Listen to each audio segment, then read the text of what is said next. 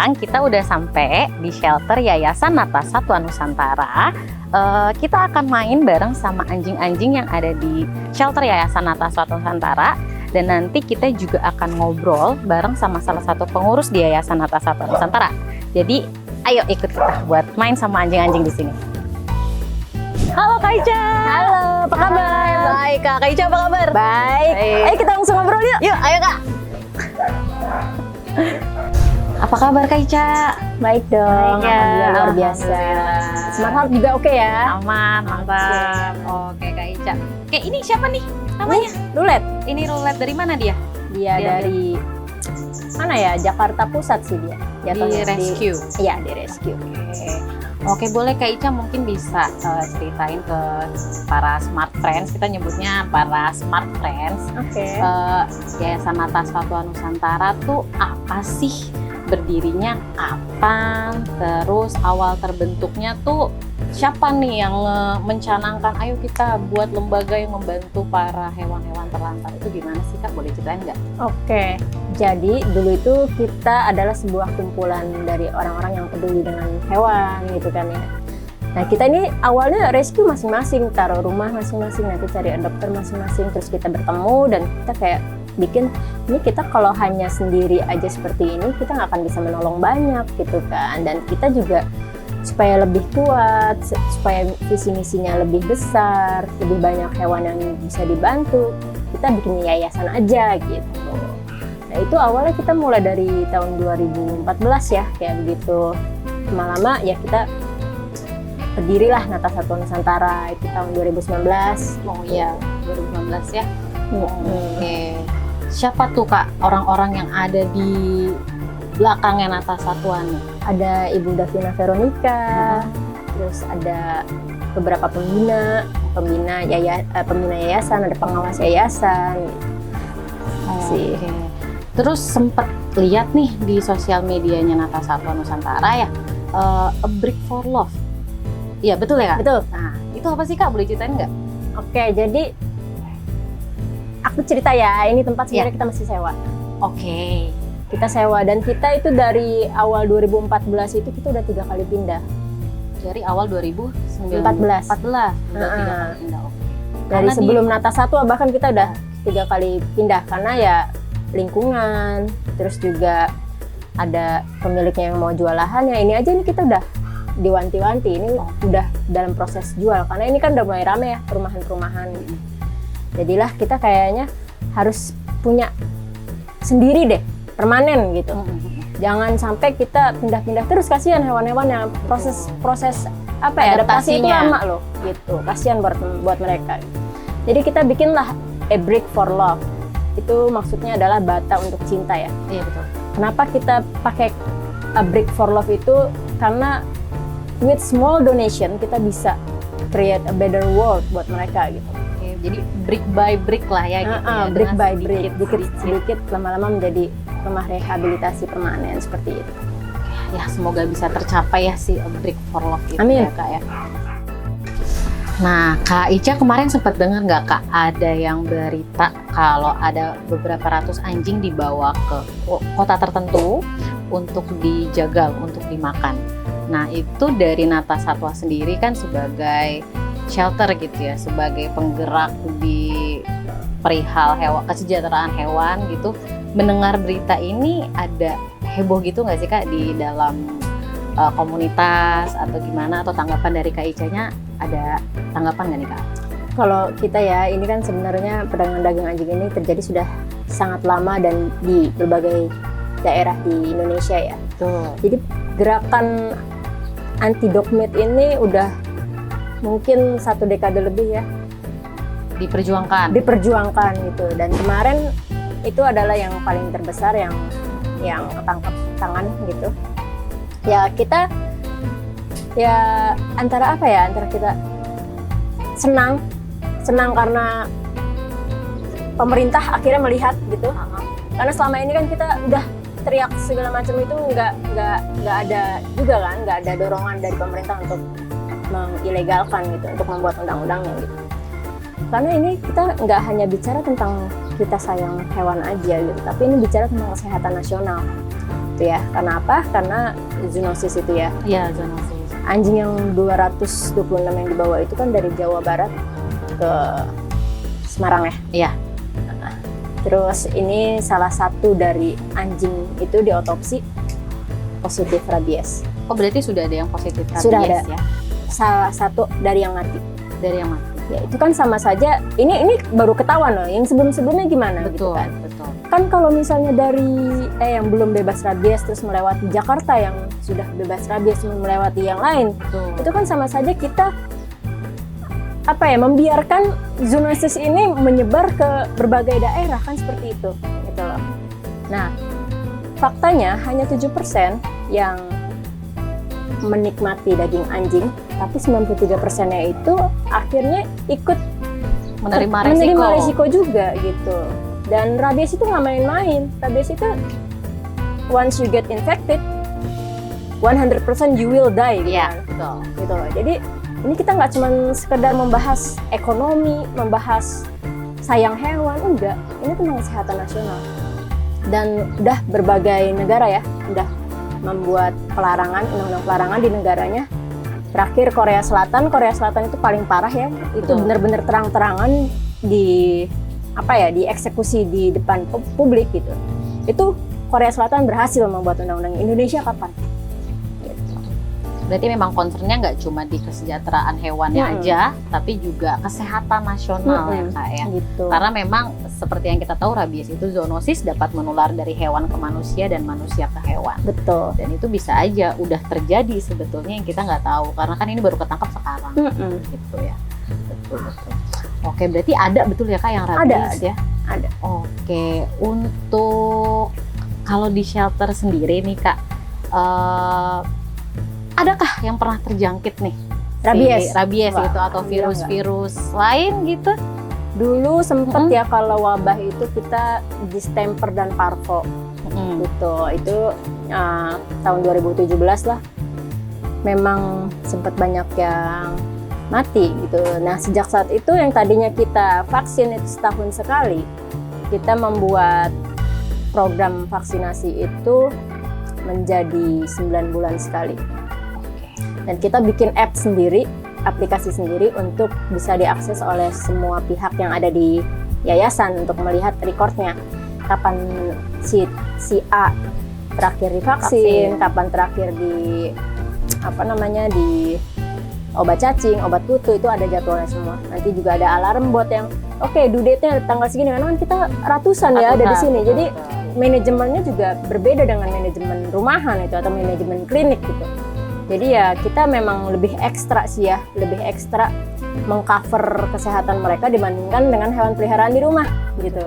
Karena banyak yang teman-teman kita sendiri gitu yang merasa anjingnya nggak perlu divaksin setiap tahun karena nggak pernah keluar rumah gitu kan. Di kita tuh nggak bisa kayak gitu. Karena ini lalu lintasnya kan. Iya. Ngomong-ngomong berapa sih Kak? Ada berapa ekor anjing dan kucing sih di sini? Kita total ada 330. Total 330 ya. Oh iya, kalau misalkan tidak divaksin memang resiko saring menularnya tinggi ya. Di sini itu lebih banyak anjing yang direscue kah dari jalanan yang dapat laporan tuh kan biasanya aku sering lihat tuh ya ada yang laporan mention di Instagram atau gimana, atau banyak yang Nata Satwa dapat call gitu karena ada orang yang mau ngebuang sudah tidak mampu merawat atau gimana sih tuh Kak presentasenya? Jadi kita kan sebenarnya kalau kita dikasih kemampuan untuk menolong semuanya pasti kita akan tolong. Tapi kan kita punya keterbatasan baik itu dari segi finansial, sumber daya manusia gitu kan. Jadi kita membuat skala prioritas. Yang pertama yang wajib kita rescue itu adalah yang emergency dan urgency-nya tinggi. Misalnya ada kasus kerusuhan, anjing dituduh jadi babi ngepet. Itu ada kan? Ada. Tapi kita waktu itu kolaborasi juga sama shelter-shelter lain gitu. Ya itu kan urgency dan emergency kan, tidak bisa ditunda gitu. Karena anjingnya mau dibunuh. Mau dibunuh gitu. Atau yang kecelakaan, itu kan kita harus segera ke sana gitu. Sampai yang paling akhir adalah yang ya seperti Kak saya ditegur nih sama tetangga tidak boleh pelihara lagi. Itu kita mungkin bisa tunda itu gitu loh, dengan ya kita kasih masukan untuk pemilik bagaimana caranya melobi warga seperti itu sih. Jadi kalau semuanya kita tampung, nah ini perjalanannya tidak akan pernah Usai. ya. Betul. Tapi banyak berarti ya Kak yang juga karena mereka sudah tidak sanggup atau Bosen juga ada. bosen. Oh. Ini lucunya di Indonesia ini beberapa ini pembuangan anjing itu ada seasonnya loh. Ada seasonnya. Heeh. Gimana? Ada waktu dulu zaman-zamannya husky dibuang itu gara-gara malamut udah mulai masuk. Di Malamut masuk, ownernya pengen Malamut, husky-nya diserahkan Itu ke banyak shelter. tuh husky terlantar gitu. Terus ada juga yang apa ya, Frenchie. Mm-mm. Frenchie tergantikan oleh English Bulldog. Oke. Tergantung season berarti. Lagi Betul. rame apa di Indonesia? Pitbull digantikan dengan yaitu tadi English Bulldog juga. Gitu. Jadi kayak ya apa ya, tren Tren pasar ya. mengikuti tren pasar. Itu yang kita sayangkan sih. Terus juga ya anjing-anjing umum kayak misalnya anjing Shih Tzu itu yang mereka bisa dapatkan itu dengan harga murah gitu. Ya kalau sakit mereka buang aja gitu. Karena apa? Karena ngobatinnya jauh lebih mahal daripada beli baru. Itu yang sebenarnya kita pengen susun sih bareng pemerintah. Ini gimana caranya supaya apa ya, nggak terjadi terus, karena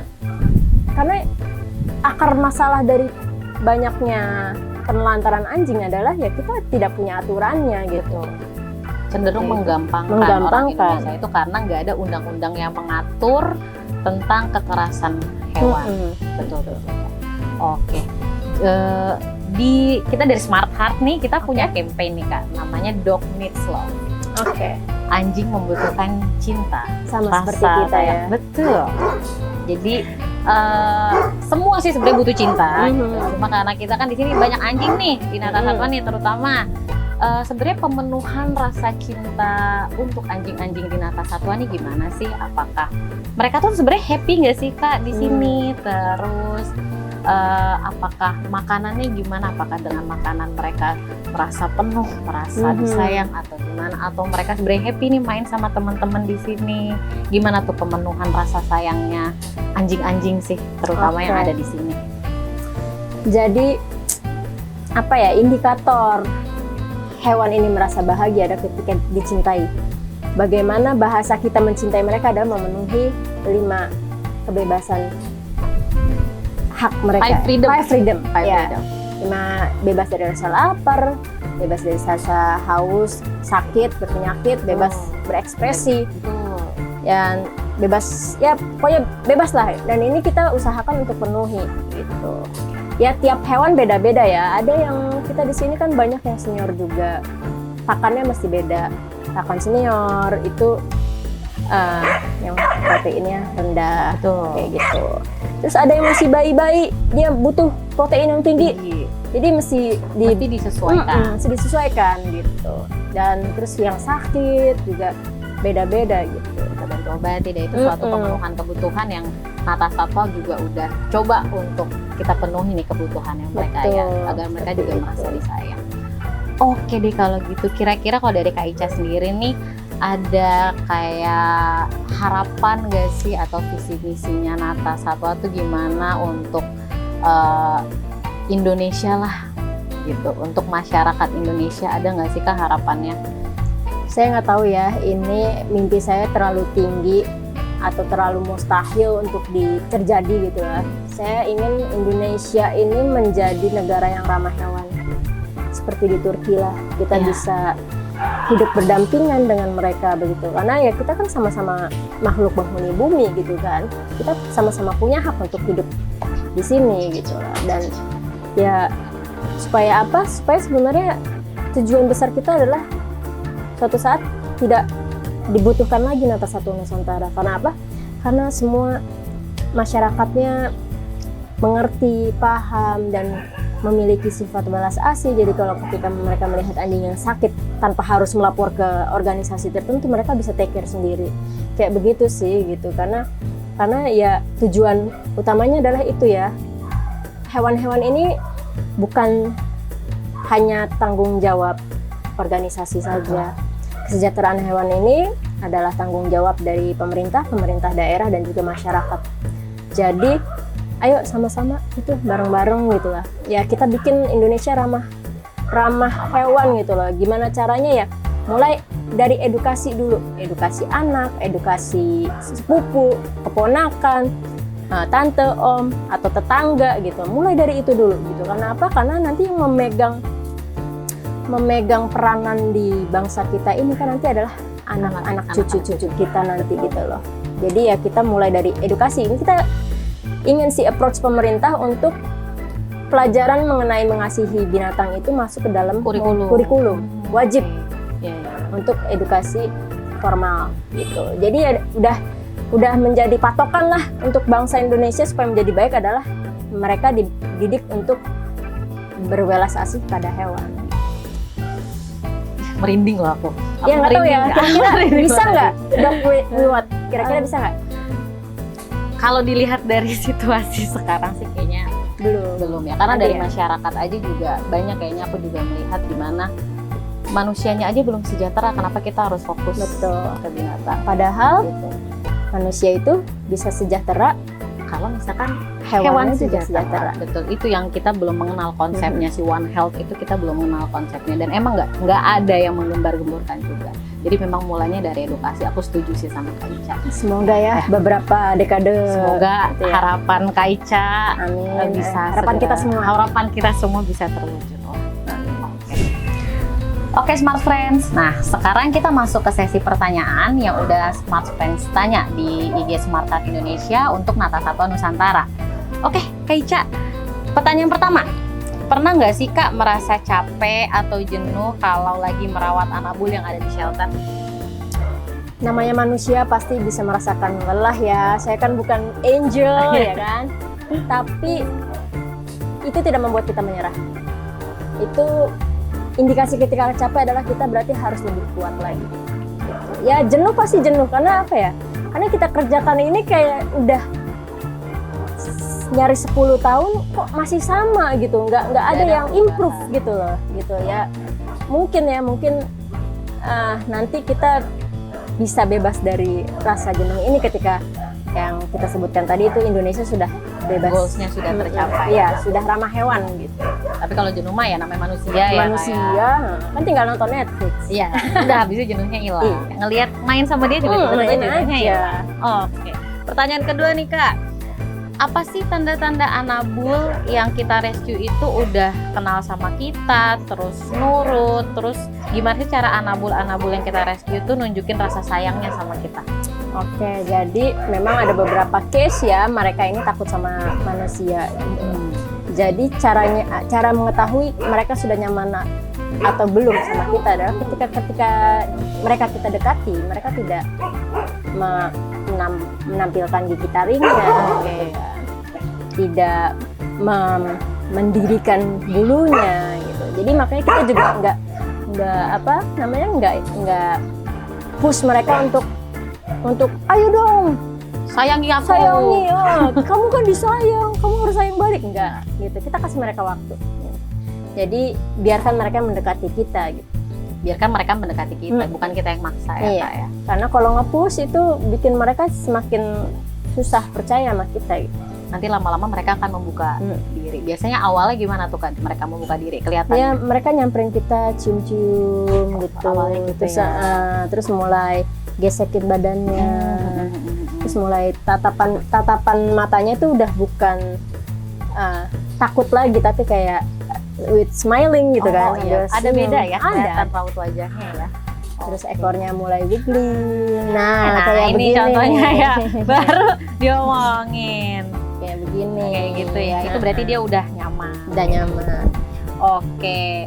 Nah pertanyaan ketiga nih Kak, ngasih nama anabulnya inspirasinya dari mana sih? Kan banyak nih di sini. Nah, gimana tuh Kak namainnya? Pertama ya itu muncul begitu aja ya. Kalau ngelihat mukanya dia itu langsung kamu cocoknya namanya ini gitu. Tapi ada juga yang case-case tertentu yang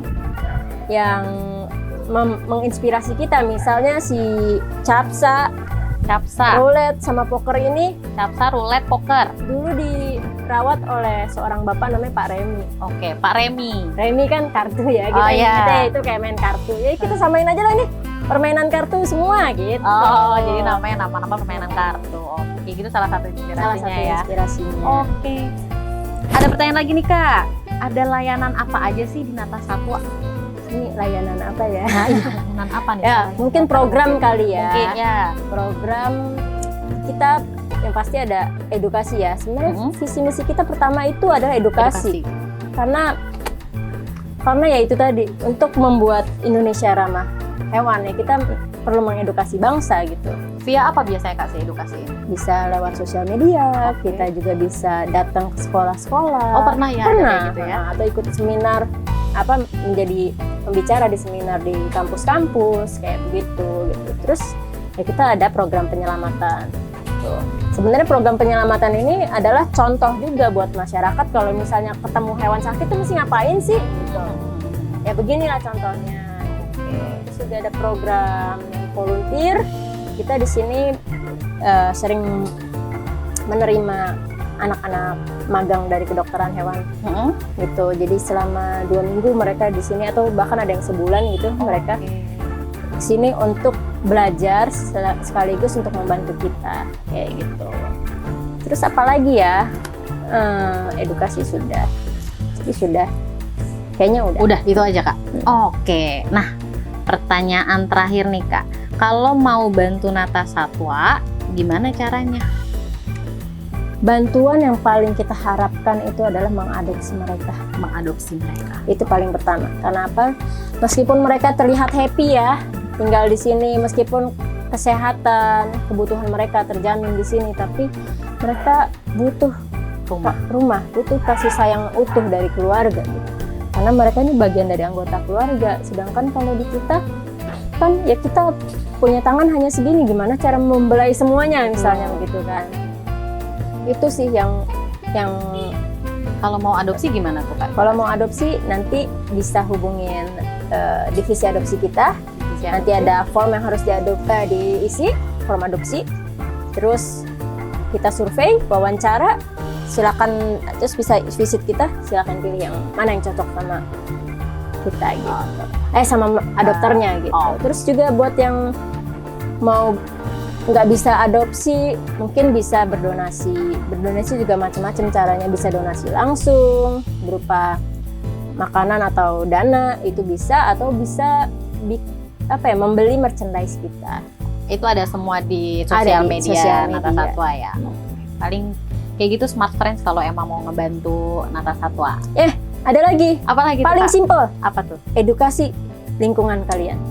Edukasi teman-teman, adik, kakak. Kalau misalkan kita harus punya rasa belas kasih terhadap hewan-hewan. Oke Kak Ica, terima kasih atas waktunya nih udah ngobrol sama aku. Nah paling sekarang kita boleh lihat-lihat gak? Kita boleh main gak sama ya, kita terima kasih juga buat Smart Heart ya udah mau visit ke tempat kita. Sama-sama Kak. Edukasi melalui obrolan yang sangat menarik dan edukatif. Thank you banget. Ayo kita let's go. Ayo kita main ya sama keliling-keliling ya. Yuk ikut dong nggak? Ikut yuk. Ikut yuk.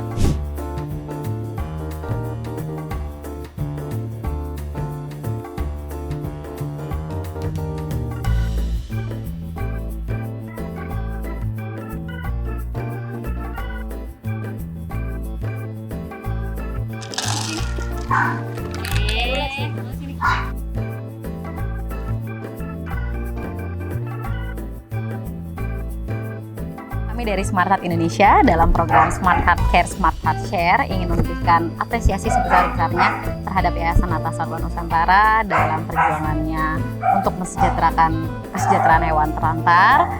Terima kasih banyak ya Kak Ica, ini sedikit dari kami. Terima kasih banyak Smart Heart Indonesia atas apresiasinya. Semoga kita bisa bertemu lagi di program selanjutnya. Terima kasih adik-adik. Smart Heart Care, Smart Heart Share.